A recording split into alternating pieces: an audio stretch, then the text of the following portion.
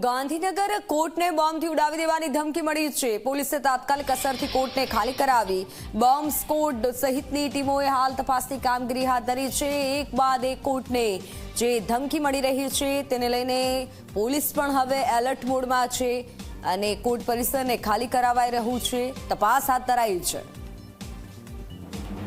Bomb squad સહિતની team હાલ સ્થળ પર છે। ફોનલાઈન પર સંવાદદાતા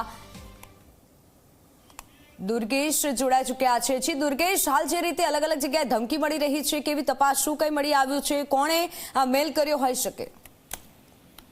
વિત્તલ, વાત કરવામાં આવે તો ગાંધીનગર કોર્ટને બોમ્બથી ઉડાવી દેવાની ધમકી મળી છે। ધમકી મળતા જ તે બોમ્બ સ્ક્વોડ, એસઓજી, એલસીબી સહિતની ટીમ ત્યાં આગળ પહોંચી છે। સમગ્ર કોર્ટ પરિસરને ખાલી કરાવી દેવામાં આવ્યું છે। હજુ સુધી જે પોલીસ તપાસ કરી રહી છે ત્યાં સુધી અંદરથી કોઈ એવી શંકાસ્પદ વસ્તુઓ મળી નથી। પરંતુ જો વારંવાર ગાંધીનગરમાં અગાઉ પણ કલેક્ટર કચેરી અને સ્કૂલોને પણ બોમ્બથી ઉડાવી દેવાની ધમકી મળી હતી, ત્યારે ફરી આજે આ બોમ્બથી ઉડાવી દેવાની ધમકી મળતા જ તે પોલીસ હાલ ત્યાં આગળ પહોંચી છે। જી બિલકુલ, આભાર માહિતી બદલ। તો હાલ તો પોલીસ સ્થળ પર છે, તપાસ હાથ ધરાઈ રહી છે। તાત્કાલિક અસરથી હાલ કોર્ટ પરિસરને ખાલી કરાવાઈ રહ્યું છે।